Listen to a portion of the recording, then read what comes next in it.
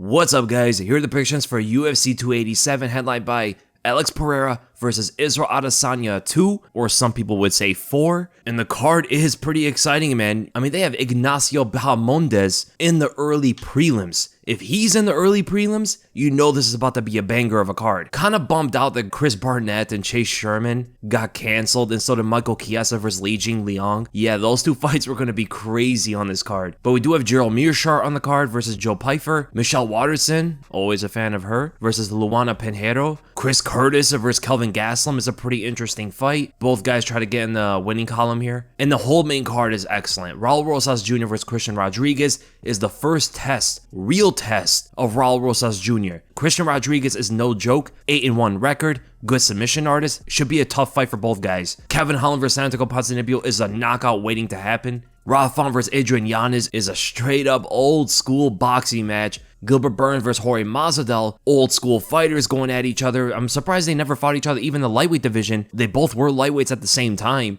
They're both welterweights at the same time, but they're finally meeting each other at what it seems like Jorge Masvidal's final run to a title. He says if he loses, he's gonna retire. And Burns has a lot to win here and a lot to lose as well. And of course, the main event is an excellent fight that will shut out this rivalry once and for all, but is it really a rivalry when one of the guys has won every single one of their fights? They are all competitive, which is a reason why this fight is so exciting. But I would have to say that the prospect of the night, it's of course Raul Rosas Jr. The guy's 18 years old. Even though he's getting a lot of hype that may exceed how good he actually is, you don't see a lot of 18-year-olds as good as him. Extremely creative, well-rounded fighter, great skills, very athletic, and is only going to get so much better after every single one of his fights. I expect another level of Raul in this fight. The fighter of the night. The fighter of the night is Alex Pereira. He is a champion going into it. He's 3-0 against his opponent, and people are really wondering if he's able to hold his belt and stay as the Brazilian champion on the male side. And with a win here, he only furthers his claim as one of the greatest combat sports athletes of all time. The stake of the night, the fighter that's in hot waters, is Kelvin Gastelum. It's kind of interesting because he has history with Israel, who's fighting in the main event, and they both had a very close fight, but Kelvin's now ranked number 15, where he was a title contender, and he's 1-5 in his last 6 fights. He's even saying to himself, he needs to beat Chris Curtis to really know if he still has it anymore. But the banger of the night, the most explosive, fun fight on the whole card, I would have to say is Kevin Holland versus Santiago Ponzinibbio. You don't want to miss this fight, man. 2 knockout artists, 2 guys that really emphasize their hands in a fight. Close range pressure versus long range sniping. Both guys have one-punch knockout power. Ponzinibbio does not allow himself to be in a boring fight. This guy is going to come at you with everything he has, and Kevin Holland is the kind of guy who likes to get into fights like that, and he responds with all of his power as well. It'd be crazy if neither of these guys get knocked out, but Holland does have a crazy good chin, so it's possible. Regardless, though, it's going to be fun. And then the fight of the night is the main event. Alex Pereira versus Israel Adesanya. Usually Adesanya doesn't have the fight of the nights, but with Pereira's power combined with his pressure and the fact that he could fight at Adesanya's range, it's going to force Adesanya into a fight. And no matter how many times they do it, it's always a technical and fun fight to watch. And with that, let's get right to our first fight on the main card. Raul Rosas Jr. versus Christian Rodriguez. Both guys are grapplers for the most part, but I would say Raul has a more athletic and explosive, also creative, striking style. Christian Rodriguez is very slow with everything he does on the feet, but he's patient. He doesn't get out of his comfort zone too much. He walks you, stalks you, and waits for some of his counter shots, but his counter shots are so much slower than Raul. Raul is going to be able to see those a mile away and get Rodriguez to the ground because Christian Rodriguez has abysmal takedown defense. It's horrible. Like, I'm just gonna say clear cut. I don't know how to sugarcoat it. The trips that these guys are getting on him and how easily he falls to the ground is almost like Carlos Condit level. And Raul Rosas Jr., who's clearly the better wrestler of the two, by a long shot, is definitely going to be sweeping him over and over again. But where Rodriguez's takedown defense fails him, he wins because of his submissions. He is very slippery on the ground. He's able to catch you with guillotines, reverses positions on you, get your back really nicely, or goes for the anaconda choke like he got in his last fight. That's where Raul is going to have the biggest issues because of his wrestling background, right? And those wrestling instincts are definitely going to be there at 18 years old. It takes time to break those out of yourself, and I don't think he has done that yet. So I wouldn't be surprised if Christian Rodriguez gets taken to the ground and then catches Raul in some kind of guillotine, or even a leg lock, because those are usually the main submissions that really give wrestlers a hard time. They're very used to exposing their neck and their leg off of scrambles on the ground. But ultimately, my prediction for this fight, I have to go with Raul Rosas Jr. because he's also exceptional on the ground as well. He is very good with his Brazilian Jiu-Jitsu at this level compared to Rodriguez as well. So I could see him controlling Rodriguez, landing ground and pound shots, and not exposing himself, actually being intelligent in there, which is something he has shown time and time again. He is actually very intelligent for his age. So I could see him taking over the majority of the striking, definitely using his wrestling to get the advantage of the ground, and just winning through positions and not trying to chase a submission. And I see him winning this fight by a decision. And then we go to Kevin Holland versus Santiago Ponzinibbio. This one's going to be such a banger. Holland's going to be looking to snipe him at range, but Ponzinibbio has to make his way in. Ponzi's pressure is going to be his key weapon in this fight, because the thing about Holland is, yes, he's scary when he throws that right hand, but after he throws the right hand, he is so open to everything. And the way to evade his right hand, you either have to be so far away from it to the point where he overextends with it, or you pressure him, you get into him, block or duck that right hand, and just light him up with combos. That's Ponzinibbio's way of winning this, because he did that against many of his recent opponents, actually. He did it against Baeza, really put on him with those blitz, and I think he could do something very similar to Holland as well, because Ponzi's jab is one of the best in the sport. And his jab should not be the way he used it against Neil Magny, because Neil Magny's not as dangerous on the outside, right? He could do that sort of thing where he's stepping in and stepping out with his jab on Neil Magny, but if he does that against Holland, he's going to step out into Holland's right hand connecting on his chin. It could be very similar to the way that he got knocked out by Li Jingliang, but this time off of his own jab. Holland has a crazy 81-inch reach. Ponzi does not want to stay in long punching range. If he jabs, he wants to keep going and run right through Kevin Holland. Give him no space, and with that also comes his takedowns. As Holland doesn't have the greatest takedown defense, that's always an option for Ponzinibbio to mix up the game on him. The thing that Ponzi needs to not do, don't be far away, and don't stand still. If he stands still, he could turn out like Joaquin Buckley and get sniped by the right hand. Once Buckley sat still in front of Holland, Holland clubbed him with the right and knocked him out. But if he stayed too far away, Holland's long reach is going to be much more viable to connect on Ponzinibbio's chin, and Ponzi is older. He's not going to be able to take the same kind of punishment than he would have in his prime. If he's going to be in far range, he needs to let the leg kicks go. No punches from long range unless he's trying to make his way in. Let Kevin Holland overextend, and then he has to just crush him with combos. So that's the path of victory for both of these guys here. It's pretty simple of what they have to do. Somehow, Holland needs to keep Ponzinibbio still, which is something he never does. Whether it's just pumping more jabs out to keep him at long range, and then he could snipe him off of that, or just an opportunistic right hand just in the moment. Those are Holland's ways of pretty much winning this fight. And as for Ponzinibbio, he needs to get in Holland's face and let his hands go. So ultimately, my prediction for this fight, I am going to go with Kevin Holland, and I'm going to go by a knockout victory in the third round. I don't think he's as big of a favorite as they're giving him, because he could definitely lose here, man. If Ponzinibbio fights this correctly, he puts the pressure on Kevin Holland, his chances of winning this skyrocket, because he has some scary power in his hands. And as durable as Kevin Holland is, I don't think he's able to take all that punishment from Ponzinibbio if the combos keep landing on him. But I do see Ponzi sometimes running into that right hand and not getting away from it, or he stays too far away and Holland snipes him. I think eventually that right hand is going to connect on Ponzinibbio, given the fact that in Ponzi's recent fights, he does get connected by everybody he fights so far and toughs his way out of it. Holland's power is a bit different. I don't think he's going to be able to survive it. And then we go to Rob Font versus Adrian Yanez. This is a boxer's delight. Rob Font has the jab, he has the fundamental approach with just the 1-2, good uppercuts, tight guard, has decent calf kicks, and Adrian Yanez is more fiery with his combos, right? He chains together combinations very well, but he does leave himself very much exposed when he does it. And I could definitely see where Rob Font's jab just peppers him in the face all night, but Rob Font's chin is not the same anymore. If Yanez starts connecting on Font, this fight could be over very quickly, but Font has yet to get finished by a knockout or TKO. Even as soft as Font's chin has gotten, he still has heart. He's able to fight through the damage, fight through the pain, and come back at the opponent, man. That jab is going to be the biggest weapon of the whole fight, but if Yanez goes first, Font could be in a lot of trouble here. Yanez has to start the combinations first. He has to fire first. He cannot allow Rob Font to dictate the pace of the fight off that jab, because his jab is very seamless. Like, it's hard to actually tell when he throws it. It doesn't have a lot of power like that, but the surprise factor of it catches the opponent off guard and creates damage. And Adrian Yanez sometimes does not move his head off the center line, even against slower, more telegraphed punches. And that could be a bit of an issue for him, and it honestly makes the fight very hard to predict. Will this finally be the changing of the guard? Yanez could be that new generation fighter to beat the older Rob Font. But I just don't like his defense against the jab, man. If he addresses that, Rob Font's in danger. But if he doesn't address the jab and he just cannot get away from it, I can see Font winning this by a decision. And you know what? I am going to go with Rob Font in this one.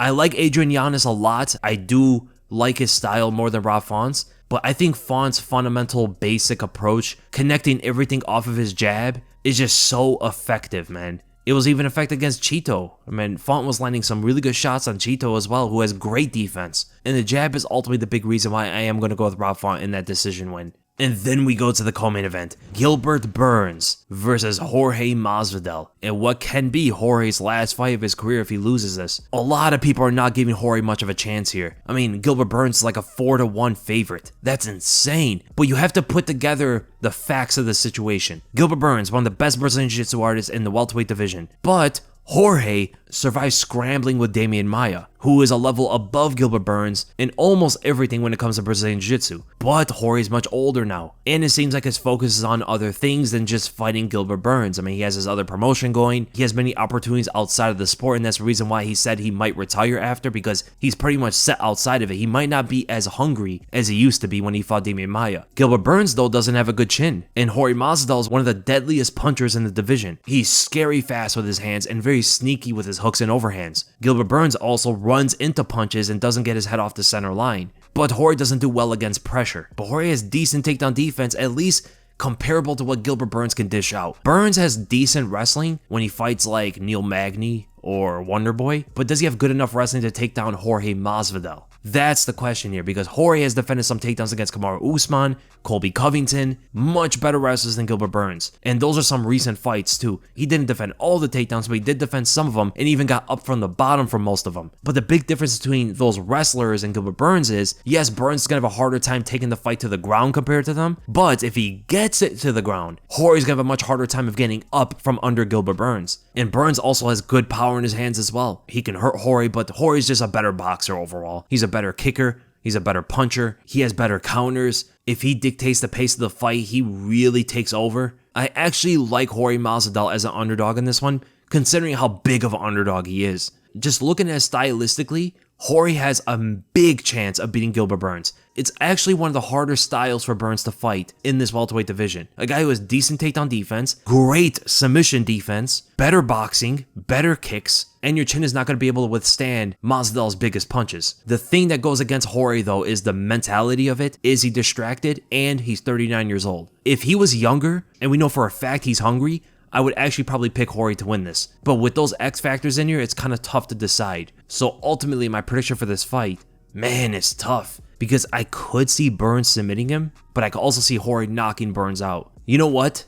I'm going to make this interesting. I'm going to go with Jorge Masvidal, and I'm going to go by a second round knockout. I'm not going to look at him being distracted or him being too old. If that's the case, Burns is probably going to win this. I'm going to look at his most recent performance and how he went after Colby Covington, right? He looked like he was motivated. He looked like he wasn't old, right? He still looked skillful, fast, and powerful. So I could potentially see him stopping Gilbert Burns' takedowns, circling out, and catching him with some really sneaky hooks as Burns is trying to re-engage his pressure. And I could also see Burns running in there with like that big right straight, not moving his head and getting clipped as well. And I also am kind of trusting Jorge's submission defense here from what we saw when he fought Demian Maia as well, and other good grapplers too. And I know people are going to be bringing up Gilbert Burns' fight with Hamza Chimaev. You know, he took some good punches there, but Hamza's brawling with him. He made everything so obvious, telegraphed all of his punches after he dropped him. Jorge does not do that. Jorge is sharp. He will never get out of composure, and that's why he's much more dangerous on the feet. So I'm ultimately going to go with the big underdog, Jorge Masvidal by second round knockout. And then we go to the main event, Alex Pereira versus Israel Adesanya 2.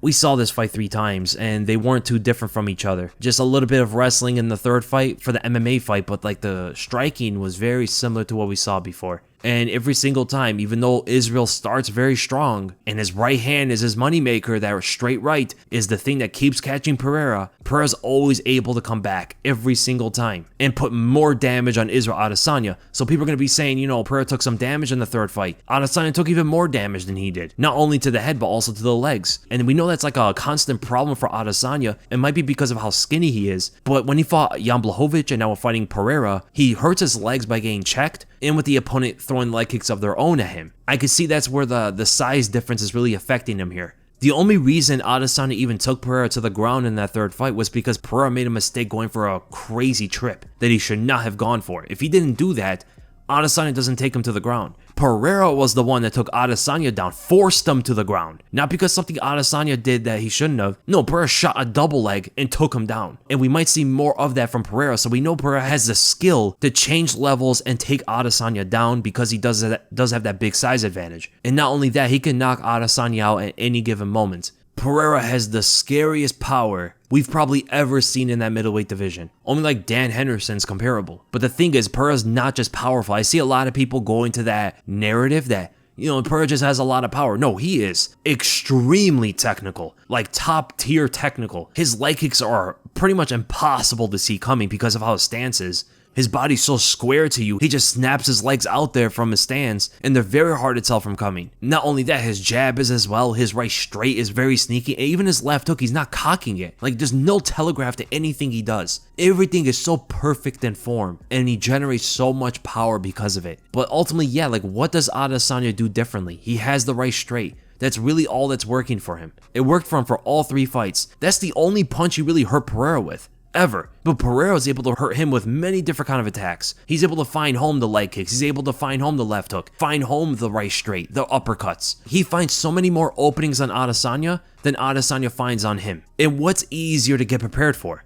That one right straight or the left hook, right straight, uppercut, and leg kicks? Pereira's gonna have a much easier time preparing for that right straight from Adesanya. Whether that be actually slipping it and countering, or parrying it, or shooting takedowns under it. That's something he wasn't able to do in the kickboxing fights when he was getting hit by that right straight. In MMA, he might find a good counter against that punch that he can keep going to. Double legs, because when you throw a right straight from an orthodox stance, you become more squared. And when you become more squared, you're opening up your hips to a double leg. So it's perfect for Pereira to blast right through him. And can you imagine Pereira's ground and pound? That would be scary to see, man. The thing we could go off Adesanya is he's tried everything. He tried to be technical and more patient in the first fight, lost a decision. He was brawling it out in the second fight, went right after Pereira, got knocked out very early. He went again more technical, staying away, being very methodical and strategic, and even using the clinch and the wrestling to take advantage of certain positions. Still got knocked out in the 5th round. Now he's talking like he's going to go right after Pereira aggressively. It's going to be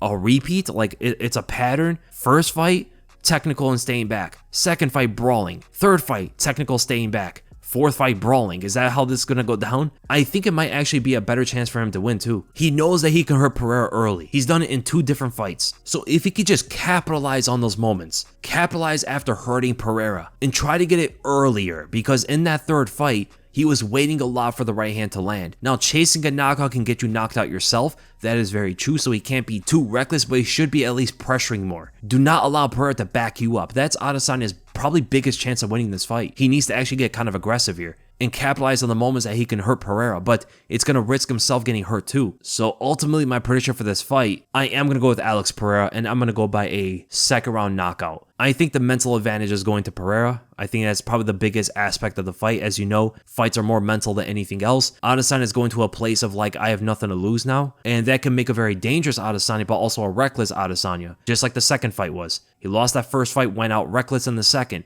Now he lost the 1st time against Pereira in MMA. He's going to come out reckless again. It might be repeating history here. But Pereira is going to get exponentially better this time against Adesanya, and we might see more wrestling out of him. So I could potentially see a ground and pound finish from Pereira. But I am not ruling out Adesanya winning here, of course. He definitely has a chance to hurt Pereira early and capitalize, hunt him down, and finish him. So I am going to go with another underdog here, Alex Pereira. And I'm going for that earlier knockout win, as Adesanya is probably going to get aggressive. And yeah, you heard that right. Alex Pereira is an underdog going into the 4th fight with Adesanya, a guy he has beaten 3 times already. But he is shrinking. He's actually becoming more of a favorite as time goes on. People are really capitalizing, and you guys should as well. If you think Alex Pereira is going to win, you need to get on him right now on mybookie.ag, and make sure to use the promo code WEASEL when you do it. Alex Pereira is only a plus 106. He was a much bigger underdog earlier. And if you think he's going to win by a knockout, it's a plus 179, which actually could be better than just picking him to win. But if you think that he could win a decision or a knockout, then you probably do want to just pick that plus 106 line instead of just going by the knockout. That is huge for anybody that wants to bet on Pereira. And Jorge Masvidal is also a massive underdog, one of the biggest underdogs on the whole card, plus 316. I think those are pretty good odds considering the styles of those two fighters. Burns can absolutely win. Both guys can win in their own ways. But looking at the odds with it, Jorge does look pretty tasty. Pause. I'm going with Rob Font over the moderate favorite Adrian Yanez. As you can see, Font is a plus 149. This could be the changing of the guard, which is why Yanez being a favorite actually does make sense for sure. But looking at Rob Font is hard to finish. He has very good boxing. Yanez does not move his head too much off the center line of a jab. Rob Font definitely has a big chance of winning this. Kelvin Gastelum and Chris Curtis is almost a pick'em. That should be a pretty good fight. If Kelvin wrestles, things get interesting. If it turns out to be a striking match, I can see how Curtis wins. I think the lock of the whole card is Carl Williams. He is a minus 454 and it makes total sense. And if you're not just looking to pick the winners or even the methods of how the winner is going to win, you could always line up a parlay. Just match up fighters that you think are going to win to multiply your earnings. And remember, when you go to mybookie.ag, you want to use a deposit bonus. For your first deposit, MyBookie will match up whatever you deposit all the way up to $1,000. It's going to come with the usual rollback requirement when you take the deposit bonus, but MyBookie has some of the best rollback you're going to see anywhere. And to take advantage of this offer, use the promo code WEASEL, that's WEASLE, and line up the bets. Let's see if you can get who you think is going to win. Just make sure to go to mybookie.ag. And that's the end of the video, guys. I hope you guys enjoyed it. If you did, make sure to give this a thumbs up. If you enjoyed my content, make sure to subscribe, and I'll see you guys in the next video.